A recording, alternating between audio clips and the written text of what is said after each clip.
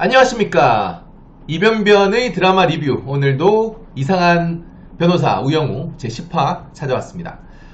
근데 방금 사실 엄청 기분 좋은 일이 있어서 제가 자랑 하나 간단히 하고 시작을 할게요. 제가 성범죄 사건을 맡았었거든요.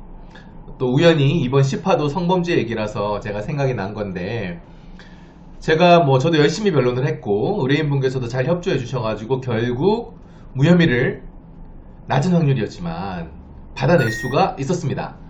그래서 엄청 저한테 이제 고맙다고 많이 하셨는데, 인사드리고 싶다고 방금 찾아오셨어요. 근데 저희 사무실 문을 이렇게 딱 열고 제가 인사를 드렸더니 바로 바닥에 업주 큰절을 하시는 거예요. 그래서 저도 너무 민망해서 저도 큰절을 했죠. 네. 어쨌든 이렇게 거의 이제 인생을 구원받은 것 같다, 목숨을 구해주셨다, 이런 식으로 감사를 표하시는데, 저도 너무 감사드렸고 또 보람있고, 변호사로서 정말 보람차다, 동기부여가 된다, 이런 일들 이렇게 종종 있어서 지치지 않고 일할 수 있는 것 같아요. 자, 이제 리뷰로 들어가 볼게요. 첫 번째 씬입니다. 자, 성폭법의 장애인 중간간에 대한 이야기예요, 이번 화는. 근데 잠깐도 변호사를 통해서 이 드라마 등장인물의 입을 통해서 설명이 됐지만, 이 성폭법에 있는 장애인 중간간의 경우에는 무기 또는 7년 이상이에요. 근데 이게 엄청나게 센 형량이거든요. 이렇게 생각하시면 돼요. 최근에 새로 어떤 범죄가 신설이 되었냐면 아동학대 살해죄.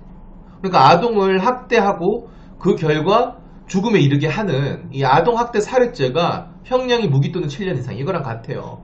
그러니까 장애인의 그 모자란 직접 능력을 이용해서 잘 꼬드겨 가지고 성관계를 가지면 아동을 학대해서 살해한 것과 같은 형을 내린다는 거예요. 무섭죠. 실제 원래 1을 잘못하면 1의 처벌을 받고 2를 잘못하면 2의 처벌을 받아야 되잖아요. 하지만 여러가지 시대상, 그 다음에 가치관, 아니면 정책일 수도 있죠. 1을 잘못해도 2의 처벌을 받고, 1을 잘못했는데 10의 처벌을 받는 죄들이 실제로 있습니다, 시대마다. 저는 지금 시대에는 이게 성범죄, 공무집행방해죄, 그리고 음주운전이라 생각해요. 물론 성범죄랑 음주운전 정말 위험한 범죄고 1벌100개 해야 된다, 공감할 수 있지만, 하지만 실제로 자신이 이런 범죄의 피의자가 된다, 피고인이 된다, 그러면 마냥 그렇게 동조할 수 있을까요? 자, 일단 이런 범죄들은 절대 안 저질러야 되고요. 일단 내가 휘말렸다 그러면 절대적으로 무조건 변호사 도움을 받아야 됩니다.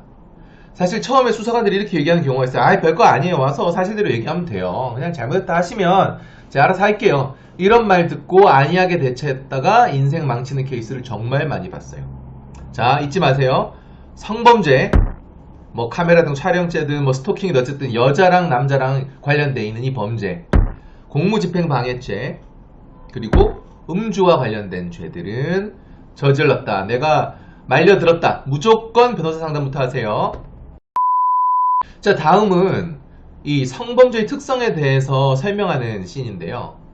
자, 성범죄가 다른 범죄하고 다른 점들이 있습니다.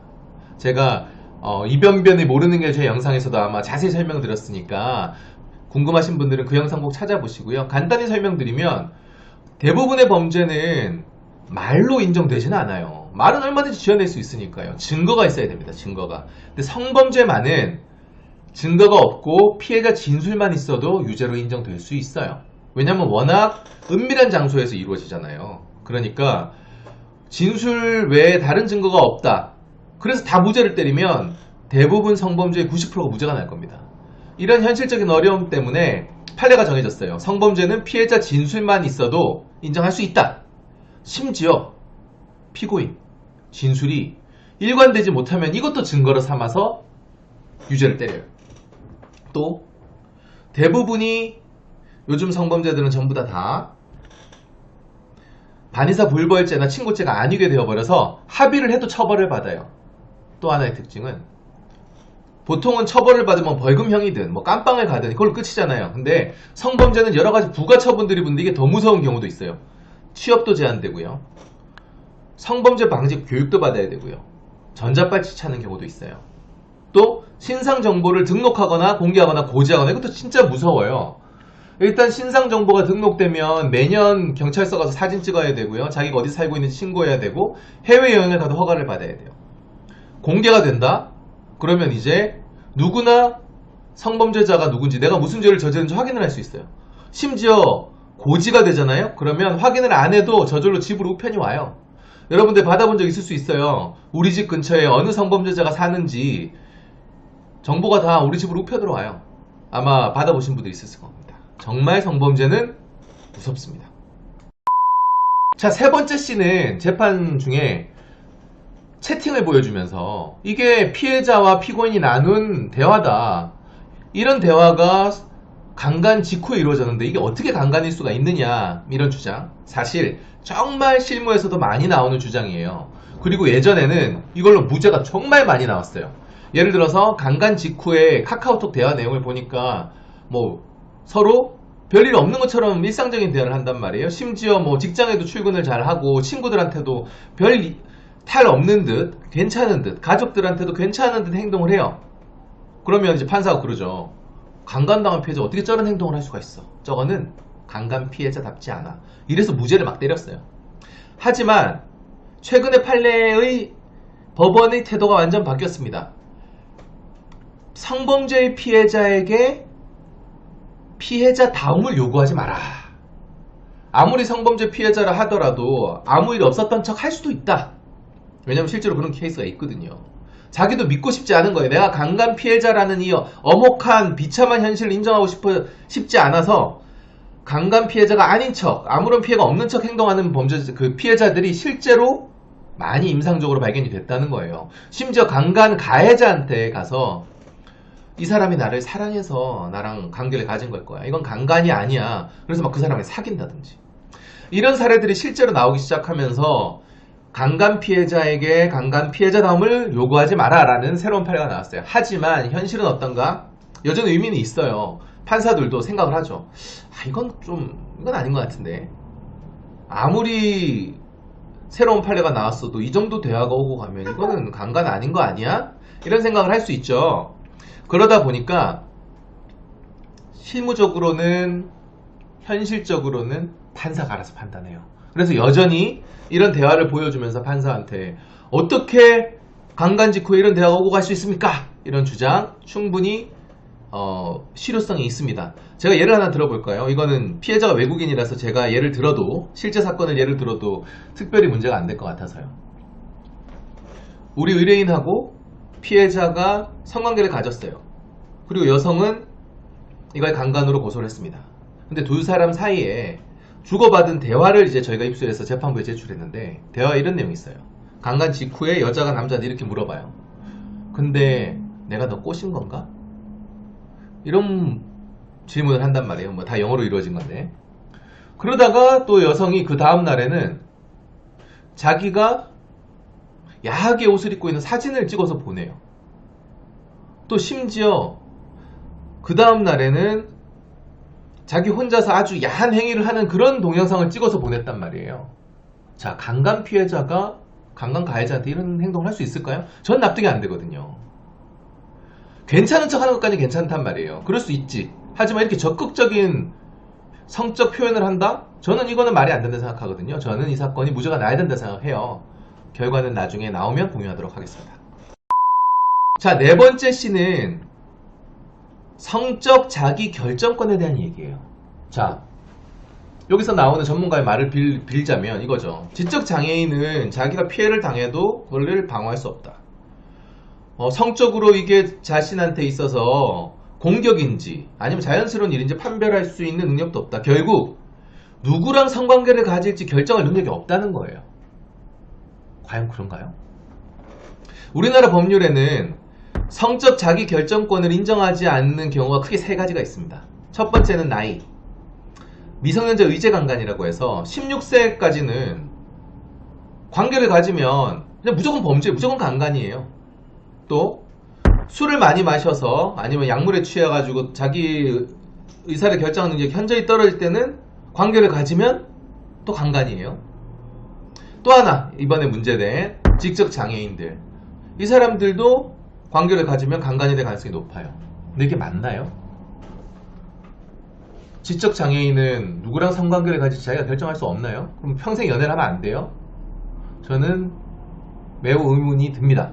저는 심지어 미성년자 의제강간도 지금 원래 13세였나? 그런데 이제 16세로 늘었는데 이건 나 너무하다 생각을 해요. 예를 들어 볼게요. 실제로 있던 사건이니까. 16살의 고등학교 1학년 여자애가 만 19세의 이제 대학교 1학년 과외 선생님이랑 과외를 했어요. 근데 뭐 3살 차이밖에 안 나잖아요. 여학생이 그 대학생이 너무 마음에 든 거예요. 자기 이상형인 거지. 그래서 엄청 공세를 해요. 애정 공세를. 막 카톡에 보면 뭐 사랑한다. 남자는 계속 거부하고 뭐 난 선생님 넌 학생 이런 거 있잖아요. 근데 너무나도 구애를 열심히 하고 그러다 보니까 결국에는 마음을 받아줬어요. 그래서 두 사람이 연애를 하고 성관계를 가지고 됐어요. 근데 강간이에요. 이거 처벌하는 게 맞나요? 이 대학교 1학년 남학생, 제가 보기엔 얘도 애기인데 평생 강간범이라는 전과를 가지고 살아가는 게 맞는 건가요? 저는 잘 모르겠습니다. 자, 이번에는 지적장애인에 대한 증인신문을 하는 거예요. 피고인신문을 하는 장면인데 사실 진짜 어렵습니다. 왜냐면 이분들은 무조건 네라고 대답을 하는 경향이 너무 커요. 예를 들어서 준비를 진짜 많이 했어요. 저도 좀 많이 하고 제가 이렇게 질문하면 네라고 대답하셔야 돼요. 이게 사실이니까 이렇게 대답하시면 됩니다 라고 교육을 계속 시키죠. 그래서 제가 질문을 하죠. 자, 증인은 몇 월 며칠 몇 시에 이분 만났죠? 네. 만나서 이런 얘기를 들었죠? 네. 이렇게 이끌어냈어요. 그런데 반대 신문을 합니다. 상대방 뭐 검사라든지 피고인 측 변호사가 물어보죠. 자, 증인은 몇 월 며칠에 이 사람 안 만났죠? 네. 만나서 이런 얘기 들은 적 없죠? 네. 이런 식으로 증인신문이 이루어지는 경우가 정말 많아요. 그러면 그냥 다 날아가는 거예요. 그래서 지적장애인을 증인신문을 해서 내가 원하는 결과를 이끌어내는 게 너무 어렵고 그래서 이 드라마에서도 결국 망하죠. 자, 이 드라마의 결론에 해당하는 판결 장면이에요. 결국에는 국민참여재판의 배심원들은 무죄 쪽으로 기울어졌지만 결국 판사는 뭐 유죄를 내렸어요. 이게 국민참여재판의 이제 한계이기도 하고 현실이기도 해요. 왜냐하면 재판장이 배심원들이 내린 결정을 존중은 하되 지킬 필요는 없어. 그럼 왜 하는 거야 대체? 저도 이해가 안 되는데 어쨌든 지금처럼 지적장애인에 대한 중간간 사건이 일어났을 때 저 여러 케이스를 직접 해보기도 하고 보기도 했는데 거의 유죄가 나옵니다. 근데 앞서도 설명드렸지만 그리고 드라마에서도 대사로 표현되는데 저 너무나도 공감을 해요. 지적장애가 있으면 좋아하는 마음만으로 충분하지 않나? 그것만으로 안 되나요? 그리고 내가 아닌 다른 사람이 내가 한 사랑이 강간인지 사랑인지 판단을 해요. 판사가. 뭘 알고? 나는 사랑이라고 하는데 전 이게 옳은 건지 진짜 모르겠어요. 최근에 제가 실제로 재판정에서 본 판결 선고 장면을 이제 떠올리게 되는데 똑같은 사건이에요. 똑같은 사건이고 이 사건이 그 사건 때문에 아이디어를 얻은 게 아닌지 싶을 정도로 비슷한 사건이에요. 자, 판결을 내리고 그때 형은 되게 많이 나왔어요. 이 사건처럼 2년이 아니고 5년이 나왔는데 피해자가 그러니까 지적장애인인 그 여성이 거의 몸부림치면서 울었어요. 우리 오빠 감빵 보내지 말라고. 내가 좋다는데 네가 무슨 상관이냐면서 사랑하는데 대체 왜 감빵을 보내냐 이러면서 재판장에서 난리를 쳤는데 판사가 피해자를 엄청 야단쳤어요. 당신이 어떤 일을 겪은 건지 모른다 이러면서. 근데 사랑인지 강간인지 당사자가 아니라 왜 제3자가 법이 그걸 판단하죠? 전 정말 모르겠어요. 마지막으로 우영우 변호사의 엄마가 친모가 찾아와서 유학을 미끼로 해외 근무를 미끼로 이제 딜을 하는 그런 장면이죠. 여기서 이제 제가 설명드리고 싶은 거는 우리 법조인들이 가장 선호하는 세 개의 직장이 있어요. 성적이 제일 좋은 사람들이 가는 직장. 법원 판사가 되기 위해서, 검찰 검사가 되기 위해서, 그리고 빅펌입니다. 여기 산바다도 빅펌으로 나오죠. 태산도 그렇고. 이런 뭐 김앤장이라든지 태평양이라든지 이런 빅펌의 공통점은, 그리고 법원 검찰을 이 세 개가 가진 공통점이 하나 있습니다. 뭐냐? 일정 이상 근무하면 유학이나 해외 근무의 자격이 주어져요. 기회가 주어집니다.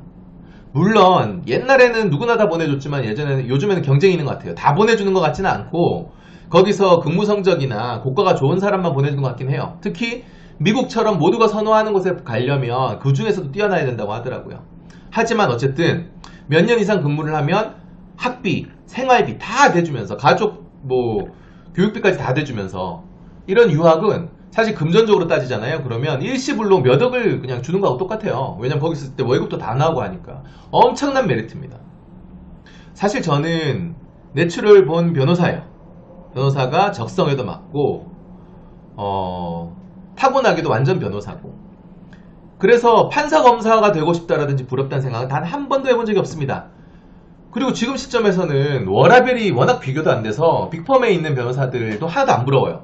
그렇지만 유학이나 해외 근무는 정말 정말 부럽습니다. 저는 지금 유학 가려면 갈 수 있죠. 밥줄이 다 끊어지죠. 제가 몇 년 동안 자리 비우면 우리 의뢰인들 이승훈 변호사 사라져 버렸으니까 그 다음도 안 찾을 거 아니에요. 저는 절대 유학이나 해외 근무 갈 수가 없어요. 자, 다음 편은 로또에 대한 분쟁 편인데 사실 이것도 실제 판례가 많거든요. 재밌을 것 같습니다.